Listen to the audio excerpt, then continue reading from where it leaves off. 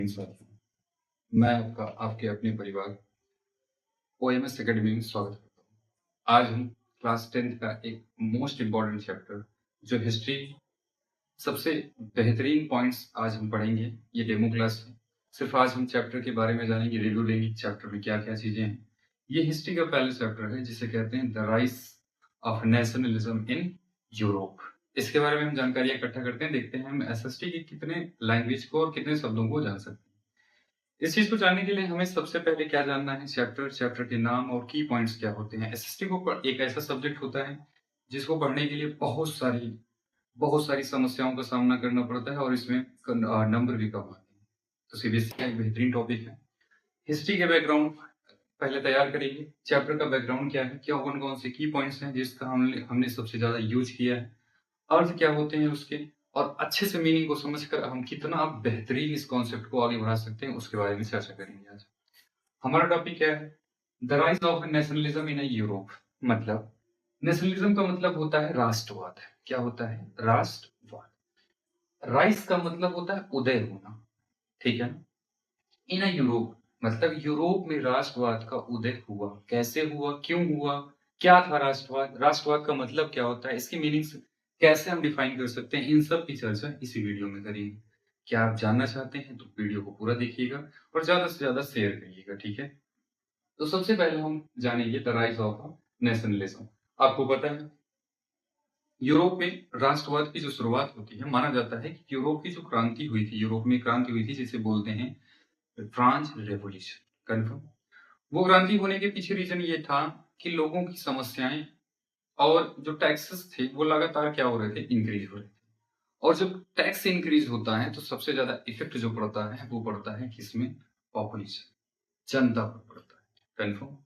और ये जनता जो होती है वो क्या करती है? राजा का विरोध करती है। और तुम्हें पता है, अब सारी चीजें हम ये समझ सकते हैं कि प्रेजेंट टाइम में जो व्यवस्थाएं वहां पर चल रही थी उस समय, तो ये बताया जा रहा था कि वहां का जो शासक था उससे जनता खुश नहीं थी, ठीक है। और जिस देश और जिस राष्ट्र और जिस राजा की जनता खुश नहीं है तो उसका राजा को जो है शासन करने का अधिकार नहीं। और उस समय की बात हो रही है जब 1789, उससे पहले की बात हो रही है। तो जो डिक्टेटरशिप थी वो पीक पर थी उस समय, ठीक है ना। राजशाही व्यवस्थाएं लगातार शासन कर रही थी। उस समय पर क्या क्या देखा गया, बताया जाता है कि जो फ्रेंच रेवोल्यूशन वो कब हुआ, आपको पता है? फ्रेंच रेवोल्यूशन होता है 1789, 1789। अब ये शासन जो क्रांति होती है, यहाँ पे लोग, सोसाइटी का डिवीजन अगर किया जाए, सोसाइटी दो टाइप्स में डिवीजन कर दी गई थी। क्यों? एक ऐसा पक्ष और एक ऐसी सोसाइटी जो रिच लोगों की थी। और कंफर्म है कि अगर रिच लोगों की पार्टी है या सोसाइटी है तो वहां पर राजशाही व्यवस्था चल रही है कि फ्रीडम, स्वतंत्रता चल रही है, इससे कोई मतलब नहीं।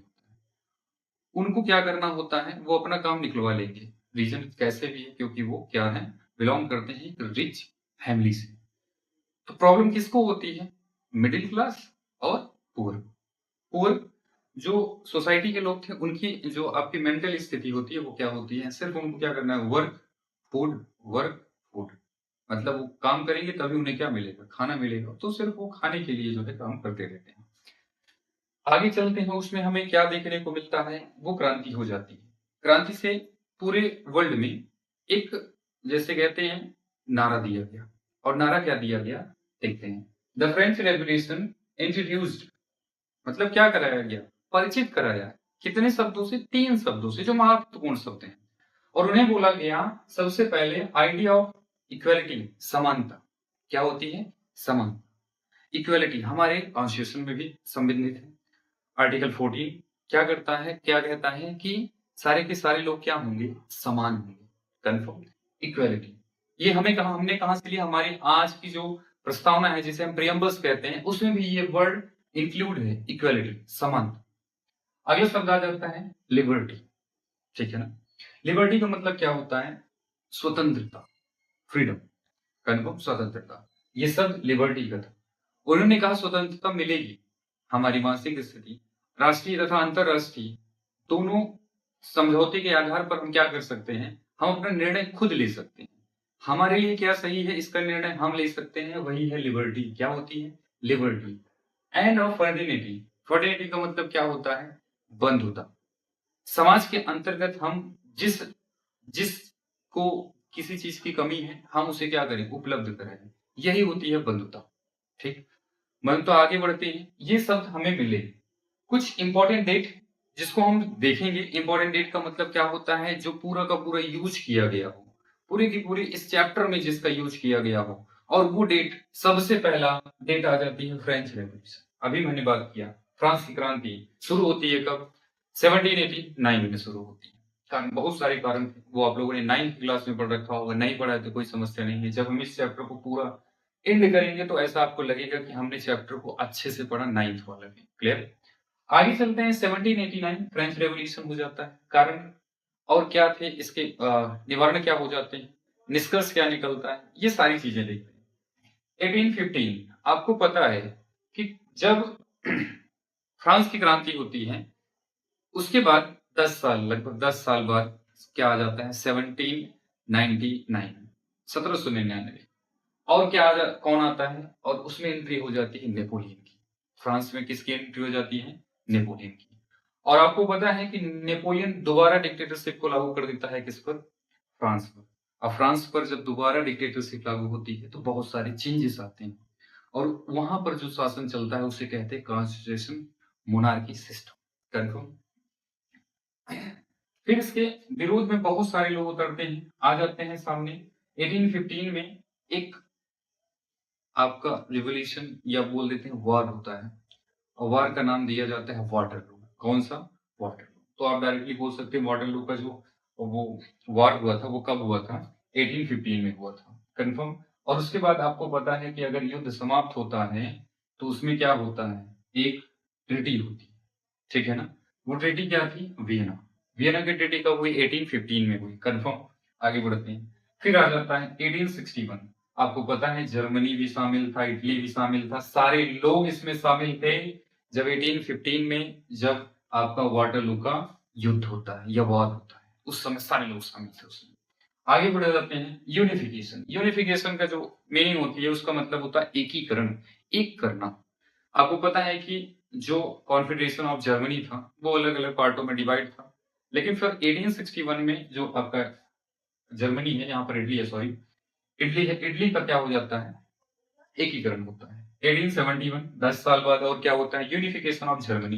कॉन्फेडरेशन जर्मनी को भी क्या कर दिया जाता है, एक कर दिया जाता है। वहां पर भी व्यवस्थाएं नॉर्मली चलने लगी। आगे चलते हैं। अब इस चैप्टर में हमें कौन कौन से टॉपिक पढ़ने हैं, the French revolution and idea of the nation. मतलब फ्रेंच रेवोल्यूशन होने के बाद, जो फ्रांस की क्रांति थी उसे होने के बाद हमें वहां से क्या मिलती है, उद्देश्य मिलता है कि हमें किस प्रकार से, किस जगह पर कैसा संविधान या कैसे राष्ट्र को बनाना होगा। नेशन क्या है, नेशन आप बता सकते हैं? अगर आपको अच्छा लगे तो कमेंट कर, नेशन का डिफिनेशन आप कमेंट में पिन करेंगे। ठीक है, तो देखते हैं नेशन का मतलब क्या होता है, a community of the people sharing of a common identity and belonging. एक ऐसी पहचान जो हमें राष्ट्र के बारे में बताए। ठीक है ना, वो कम्युनिटी के साथ शेयर की जाती है, वही होती है। जैसे आधार कार्ड, आधार कार्ड हमें क्या बताता है, हमारी नेशनलिटी को बताता है, हमारा नेशन कौन सा नेशन है उसके बारे में बताता है। आइडेंटिटी हो गया, एंड बिलोंगिंग उससे जुड़ाव बताता है कि राष्ट्र से हम किस प्रकार से जुड़े हुए हैं। हम एक दूसरे के, मतलब हम भारतीय नागरिक हैं, इसका मतलब हम बिलोंगिंग टू, एक दूसरे से जुड़े हुए हैं। अगला कहता है नेशनलिज्म। नेशनलिज्म क्या होता है, राष्ट्रवाद। आपको पता है राष्ट्र के प्रति प्रेम की भावना ही राष्ट्रवाद कहलाती है। बिल्कुल। आइए देखते हैं क्या लिखा हुआ है। Feeling of loyalty. आप क्या होंगे, अपने राष्ट्र के प्रति कैसे होंगे, लॉयल होना चाहिए। कन्फर्म? लॉयल होंगे, और लॉयल होने के बाद ये चीज रहेगा, हम अपने राष्ट्र के हैं। हम जब कहते हैं भारत माता की जय, हमें ऐसा लगता है कि हमारे अंदर क्या है, राष्ट्र की भावना है, हमारा राष्ट्र आगे बढ़ सके। इस बारे में भी चर्चा हुई। आगे देखते हैं, आगे क्या करें, एंड डिवोटेशन टू वंस नेशन। फिर हमें क्या करना है, राष्ट्र को एक करना। ठीक है ना, एक भावना होनी चाहिए। एक अगला वर्ड आ जाता है ला पैट्री। ला पैट्री का मतलब क्या होता है, ये कीवर्ड्स हैं जिसका यूज करेंगे डायरेक्टली हम चैप्टर में तो आपको समझ नहीं आएगा। तो चीजें इसीलिए शुरू से शुरू करेंगे, जो चीजें हमें समझनी है। ला पैट्री, ला पैट्री का मतलब क्या होता है, ये एक फ्रेंच लैंग्वेज है जिसका मतलब होता है फादरलैंड। आपको पता होगा फादरलैंड का मतलब क्या होता है। आपके पिताजी को जो संपत्ति मिली होगी दादाजी से, तो आपको पिताजी को मिली होगी, फिर पिताजी से आपको मिलेगी। ये संपत्ति लगातार ट्रांसफर हो रही है किसकी? पिता के फॉर्मेट में। पिता से बेटे से, बेटे से नाती से, नाती से लगातार आगे ट्रांसफर होती चली जा रही है। इसका मतलब क्या होगा? फादर लैंड जो हमें मिला। तो हमें मिला तो ये मतलब है कि हमें जो मिला अपने दादा से मिला है, तो हम सरकार को टैक्स क्यों पे करें? रीजन आगे समझते हैं। अगला क्या है? रिपब्लिक। रिपब्लिक हमें पता है कि हम 26 जनवरी को रिपब्लिक डे मनाते हैं। कंफर्म है कि नहीं? तो रिपब्लिक डे क्यों मनाते हैं? क्या होता है रिपब्लिक मीन्स? वहां देखिए कह रहा है government elected by the people. इसका मतलब कहने का है कि जो सरकार हमने चुनी है, इलेक्ट हुई, वो किसके द्वारा हुई है? वो सारे लोगों के द्वारा। जितनी भी हमारी जनसंख्या है, जो आपके सिटीजन्स हैं, उन्होंने क्या किया? इलेक्ट किया, चुना है। किसको चुना है? सरकार को। वही कह रहा है कि ये सबसे बड़ा सबसे बड़ा पद होता है, कंफर्म, जिसको हम देख के ये कह सकते हैं कि हमारा देश रिपब्लिक है, वो पर्सन आपका प्रेसिडेंट है। कंफर्म। आगे बढ़ जाते हैं। अगला पॉइंट आ जाता है मोनार्की। क्या होता है मोनार्की सिस्टम? मोनार्की सिस्टम आपको पता है, राजशाही व्यवस्था को कैसे हम कर सकते हैं। देखो, monarchy limited by a constitution, मतलब संवैधानिक तौर पर ये क्या होगा? एक प्रकार से लिमिट में होगा। इससे आगे आप नहीं कर सकते, किसी की हत्या नहीं कर सकते। अगर आप हत्या करते हैं तो आपको कानूनी अपराधी माना जाएगा और आपको दंड दिया जाएगा। ये मोनार्की कॉन्स्टिट्यूशन मोनार्की सिस्टम होता है। मोनार्की सिस्टम का मतलब आप फ्री रहते हैं, ठीक है ना, स्वतंत्र रहते हैं अपना डिसीजन लेने के लिए, ठीक है ना। आगे बढ़ते हैं। अगला पॉइंट आ जाता है द एज ऑफ रेवोल्यूशन। पता है एज का रेवोल्यूशन बहुत ज्यादा पड़ता है। डिफाइन मतलब हमारी जो सोच होती है उस पर भी बहुत सारे रीजन पड़ जाते हैं। जैसे कुछ लोग ऐसे लोग होंगे जो सोच से परे होंगे। कुछ लोगों के लिए होगा कि पहले की दुनिया अच्छी थी, उसे बोला जाता है ओल्ड वैल्यूज। फिर उसके बाद मॉडर्न है, मॉडर्न सिस्टम है। कुछ लोग जो आज के हैं उसे मॉडर्न सिस्टम को फॉलो करेंगे, और कुछ बूढ़े लोग हैं वो किसको फॉलो करेंगे? पुरानी चीज, ठीक है ना। तो उसे ओल्ड वैल्यूज कहते हैं। तो बहुत ज्यादा इफेक्टिव था 1813 से लेकर 1848 तक। कंफर्म, बहुत ज्यादा ये इफेक्टिव रहा। एज का फाउंडेशन ज्यादा पड़ती गई, ठीक है। अगला कह रहा है यूनिफिकेशन ऑफ इटली। अब आगे जो वाला जो टॉपिक है यूनिफिकेशन ऑफ इटली, इटली का यूनिफिकेशन कैसे हुआ, एकीकरण कैसे होता है इटली, इसके बारे में चर्चा करेंगे अभी। अगला कह रहा है Britain as a strong case of the nation state. जो ब्रिटेन है, आपको पता है ग्रेट ब्रिटेन, क्या ग्रेट ब्रिटेन, क्योंकि हम बात 1789 से कर रहे हैं, 1815 से बात कर रहे हैं, तो उस समय जो था ब्रिटेन नहीं ग्रेट ब्रिटेन था। कंफर्म। उसकी भी कैपिटल जो थी प्रेजेंट टाइम में जो कैपिटल है लंदन, वो भी थी। क्लियर। 3 कंट्री में डिवाइड था, आयरलैंड, स्कॉटलैंड एंड लंदन। ये कम्युनिटी मतलब एक एक हो जाते हैं, यूनिफिकेट हो जाते हैं और बता देते हैं कि हमारा नाम ग्रेट ब्रिटेन है। कंफर्म, ग्रेट ब्रिटेन हो जाता है। आगे कह रहा है नेशनलिज्म एंड इंपेरियलिज्म, इन दोनों में क्या डिफरेंस होता है, इसको भी हम जानें। कंफर्म।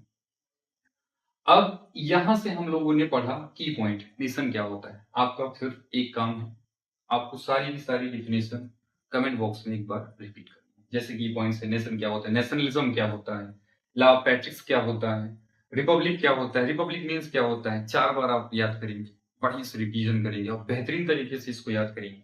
और फिर हम एक पॉइंट उठाएंगे, the French revolution and idea of the nation. हम इस पर चर्चा करेंगे क्या है नेशन, नेशन से हम क्या समझ सकते हैं, नेशन हमारे लिए क्या करता है, नेशन का मतलब क्या होता है।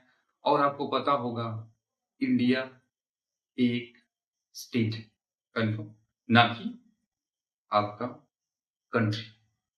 बिकॉज ऐसे ही मान लेते हैं डायरेक्टली, क्यों? क्योंकि हमारे जो कॉन्स्टिट्यूशन में वर्ड्स लिखे गए हैं, द स्टेट वर्ड यूज किए गए हैं, किसके लिए? इंडिया के लिए।